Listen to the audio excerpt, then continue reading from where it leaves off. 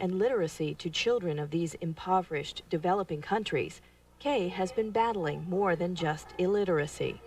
In 1998, I was diagnosed with breast cancer. And so I went through the mastectomy and the chemotherapy and the whole process. I really was faced with the question of what do I want to do with the rest of my life, however long that might be, and I'm hoping to grow up to be a very little old lady.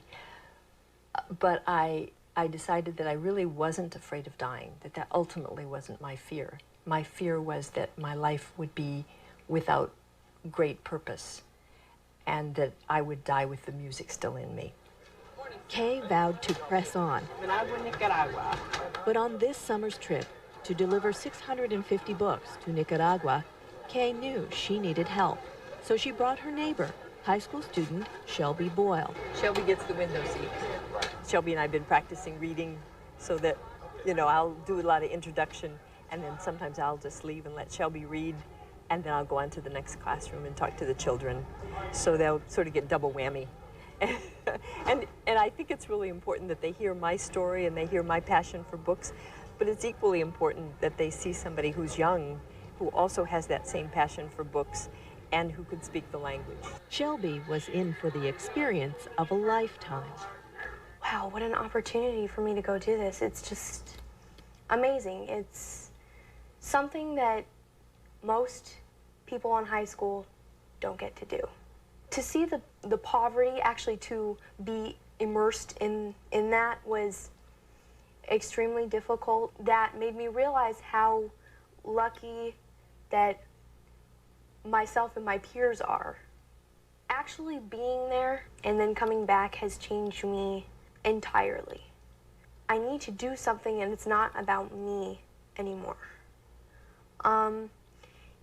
It's about other people and making other people's lives wonderful and bringing something to the table of life that I can contribute myself. I think it's probably the best trip I've ever had. I've traveled a lot alone. That's not too much fun. And I've traveled with some other people. That was fun. But to have Shelby with me this time was just a whole new look and a whole new feel to it. One very unexpected and unfortunate surprise upon returning from this trip, Kae had a brain seizure. Metastasized breast cancer. And I didn't see it coming. And I thought that I had dealt with the cancer and I was sort of home free, but apparently that was not to be. But I'm still optimistic. I got places to go and people to see and things to do, and I'll beat it. Knowing Kae, you believe it. And on this trip, even more was accomplished through a new partnership with another children's literacy organization based in Nicaragua. With the help of the local government, they set up colorful book corners that, unlike the schools, which tend to guard the books, allow the children to take the books off the shelves at will. The whole place is just bright and colorful and filled with all of these characters. And then the municipality also provides someone to be there from 3 to 6. So it has nothing to do with school. The children can just come on their own time. The books are all out there to touch and to see and to browse. It's the browsing the stack kind of idea. That organization also shares the special care Kae takes with choosing the books for content, making sure they don't contain references to things foreign and unattainable to the children who will read them. She looks for books with universal themes like sharing, friendship, and overcoming adversity.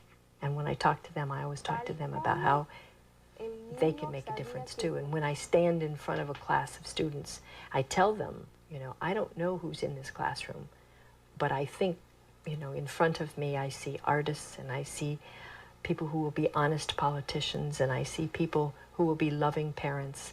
And I go through a list of different occupations and say every one of you has, you know, a special gift that you're here to give the world. And one of the ways that you'll be able to give it is by being a literate, educated person. It's a lot more than delivering books. It's empowering children and their teachers to be the very best that they can be and to change things that are changeable and for them to believe that they can do it and to give them some really good examples of other people and other places where things have been difficult and things have changed. So when I say books for a better world, it's really what I mean.